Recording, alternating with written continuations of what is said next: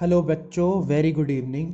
बेटा, जैसे कि लास्ट क्लास में हमने इंटरेस्ट ऑन कैपिटल वाला टॉपिक कंप्लीट करा था, मतलब मैंने आपको उसका कॉन्सेप्ट समझाया था। आज मैं आपको उसके क्वेश्चंस करवाने जा रहा हूँ। जो इंटरेस्ट ऑन कैपिटल के क्वेश्चंस हैं आज हम वो सॉल्व करेंगे। देखो, सबसे पहले आपको जो क्वेश्चन लेना है वो लेना है मोली और भोली वाला, क्योंकि पहला क्वेश्चन मैं आपको एग्रीमेंट बेस सिखाऊंगा कि एग्रीमेंट बेस वाला क्वेश्चन कैसे करना है। क्वेश्चन आप पढ़ लो, आपके सामने है। कह रहा है मोली और भोली कंट्रीब्यूट 20,000 और 10,000। मोली 20,000 कंट्रीब्यूट करती है और जो भोली है वो 10,000 कंट्रीब्यूट करती है रिस्पेक्टिवली टुवर्ड्स कैपिटल, मतलब उनकी कैपिटल दे रखी है। कह रहा है they decide to allow interest on capital 6% पर एनम, यानी इंटरेस्ट ऑन कैपिटल उन्हें मिलेगा 6% पर एनम। कह रहा है their respective share 2:3 and net profit for the firm 1,500, यानी नेट प्रॉफिट है 1,500। उसके बाद आगे कह रहा है so distribution of profit when there is no agreement, मतलब एग्रीमेंट नहीं है, और when there is an agreement. तो दो केस हैं, उसमें हमें सॉल्व करना होगा। चलो देखते हैं। Question number 29 T S Grewal book का है ना, टी एस गिरेवाल बुक का क्वेश्चन नंबर 29। क्वेश्चन की डिटेल्स आपके सामने है। क्वेश्चन में कह रहा है मोली और भोली की कैपिटल है 20,000 और 10,000। तो लिख लो मोलीज कैपिटल। मोलीज कैपिटल कितनी है? मोलीज कैपिटल है 20,000, और जो भोली की कैपिटल है वो भोली की कैपिटल है आपकी, क्या नाम है जो दे रखी है वो है 10,000। भोली की कैपिटल है 10,000। उसके बाद आगे सुनो क्या कह रहा है। कह रहा है 6% इंटरेस्ट ऑन कैपिटल दिया जाएगा 6%। तो इंटरेस्ट ऑन कैपिटल 6% पर एनम।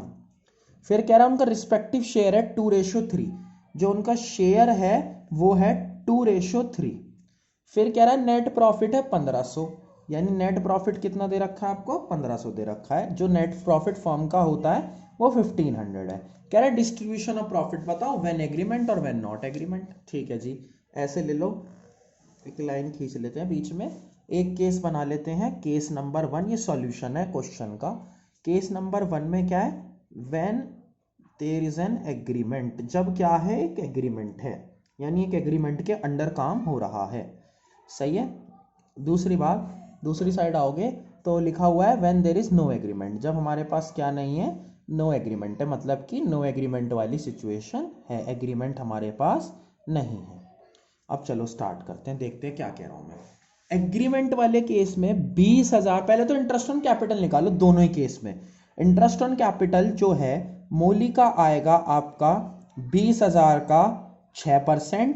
20,000 का जो 6% होगा वो होगा आपका 1,200, और जो भोली है उसका कितना आएगा? उसका आएगा, कैपिटल उसकी है 10,000, तो 10,000 का 6% जो कि हमें लेना है 10,000 का 6% जो कि होता है आपका 600। तो भोली का और मोली का जो है हमने इंटरेस्ट ऑन कैपिटल निकाला। अब मेरी बात सुनना, पहले केस में कह रहा है कि हमारे पास एग्रीमेंट है। देखो प्रॉफिट अवेलेबल है कितना, इस लाइन को हम बड़ा कर लेते हैं। प्रॉफिट हमारे पास केवल है 1,500, और जबकि इंटरेस्ट ऑन कैपिटल का जो सम है, यानी जो टोटल इंटरेस्ट ऑन कैपिटल है वो आपका बैठ रहा है 1,800। तो 1,800 इंटरेस्ट ऑन कैपिटल बैठ रहा है और हमारे पास प्रॉफिट कितना है? 1,500। तो 300 का लॉस बियर करना है। और ऐसा क्यों कर रहे हैं? ऐसा इसलिए कर रहे हैं क्योंकि एग्रीमेंट के केस में चाहे कुछ भी हो जाए हमें इंटरेस्ट ऑन कैपिटल पूरा पूरा पेड करना होता है। ये लास्ट क्लास में मैंने आपको सिखाया था। तो ये जो लॉस है ये इनके रेशो में डिवाइड होगा 2:3। मोली को लॉस होगा 300 का जो है, यानी 300 का 2/5, 2/5 करके ये आ गया आपका, क्या नाम है, 120। और जो भोली है उसका आएगा आपका लॉस 300 का 3/5, जो कि आपका होता है 180। तो ये तो एग्रीमेंट वाला केस था कि लॉस भी हो गया तब भी इंटरेस्ट ऑन कैपिटल हमें पूरा पेड करना है। जबकि अब इधर आते हैं, सेम कॉन्सेप्ट हमें इसमें लगाना होगा। जैसे कि इंटरेस्ट ऑन कैपिटल हम निकाल ही चुके हैं, तो उसमें वो तो आ रहा है कितना, लिख लो आप डायरेक्टली, अब की बार तो पता ही है आपको, 1,200 आ रहा है मोली का, और भोली का जो है वो आपका आ रहा है 600। और आपके पास जो प्रॉफिट अवेलेबल है वो प्रॉफिट आपके पास अवेलेबल है 1,500। अब आपको यहां पर एक बात ध्यान से देखनी है कि अब आपके पास क्या सिचुएशन है कि नो एग्रीमेंट है, मतलब एग्रीमेंट नहीं है। तो आपको करना क्या है, जो इंटरेस्ट ऑन कैपिटल है उसका एक रेशो बना लो। मोली और भोली का जो रेशो बनेगा इंटरेस्ट ऑन कैपिटल का, वो आपका बन रहा है, अगर आप 1200 और 600 काटोगे तो 2:1। कैसे, 12 को 6 से कर लो, 6 2 12 और 6 1 6, तो ये 2:1 बन गया। तो मोली और भोली का आ रहा है 2:1। तो जो प्रॉफिट है ना उसे ही बांट दो। मोलीज आईओसी मतलब जितना प्रॉफिट अवेलेबल होता है हम उसी को बांट देते हैं, मतलब एक्स्ट्रा लॉस बियर नहीं करते। मोली का आएगा कितना, प्रॉफिट कितना है 1500, तो 1500 का 2/3 यानी जो कि होता है 1000। और जो भोली है, भोली का जो आईओसी है, वो भोली का आईओसी आएगा आपका 1500 का 1/3। क्यों 1500 का 1/3? इसलिए आएगा क्योंकि अब उसका जो रेशो है वो इतना है।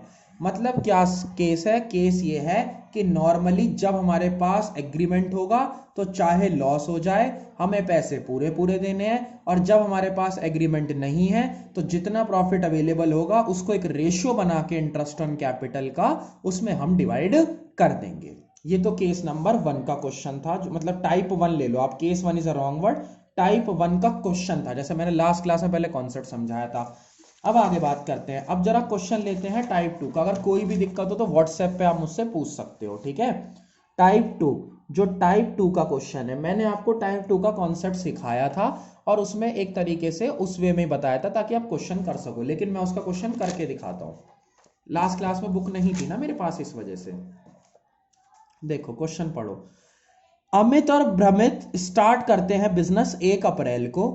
उनकी कैपिटल है 15 लाख और 9 लाख रिस्पेक्टिवली, यानी उनकी कैपिटल की अमाउंट है 15 लाख और 9 लाख। फिर क्या कह रहा है, ऑन 1 अक्टूबर 2019 उन्होंने डिसाइड करा कि दोनों की कैपिटल रहेगी 12 लाख। अब दोनों की कैपिटल कितनी रहेगी, 12 लाख। कह रहा है नेसेसरी एडजस्टमेंट करेंगे इंट्रोड्यूसिंग, बाय इंट्रोड्यूसिंग और विड्रॉइंग, मतलब जरूरत पड़ी तो वो पैसा इन्वेस्ट करेंगे और जरूरत पड़ी तो पैसा विड्रॉ करेंगे। क्यों, देखो 15 लाख वाले को तो 3 लाख विड्रॉ करना पड़ेगा तभी तो उसकी 12 लाख बनेगी कैपिटल, और 9 लाख वाले को 3 लाख लगाने पड़ेंगे तभी तो 12 लाख उसकी बनेगी। मतलब एक को इंट्रोड्यूस करना पड़ेगा पैसा, एक को विड्रॉ करना पड़ेगा। कह रहा है नेसेसरी एडजस्टमेंट हमें इंट्रोड्यूस करके बता दिया मैंने। इंटरेस्ट ऑन कैपिटल 8% देना है, कंप्यूट करो इंटरेस्ट ऑन कैपिटल 2020 का। ठीक है, चलो करते हैं, क्वेश्चन आपके सामने है। अब हम सॉल्यूशन की बात करते हैं। जो क्वेश्चन हमने पढ़ा उससे हमें इंफॉर्मेशन मिली दो अलग अलग पर्सन की, एक था आपका अमित और एक था आपका भ्रमित। अमित ने हमसे कहा कि अमित ने कहा था कि अमित की 1 अप्रैल को जो कैपिटल है, आप इसका स्क्रीनशॉट ले लो अगर क्वेश्चन आपके पास ना हो। 1 अप्रैल 19 को 15 लाख है और जो भ्रमित है उसकी है 1 अप्रैल 19 को 9 लाख। तो लिखो पहले 1 अप्रैल को एक की कैपिटल है 19 में 15 लाख, और दूसरे वाले की जो कैपिटल है 1 अप्रैल में, 1 अप्रैल ऐसे लिख लेना, तो मैं लिख नहीं पाया थोड़ा, 1 अप्रैल में उसकी जो कैपिटल है वो है आपकी 9 लाख।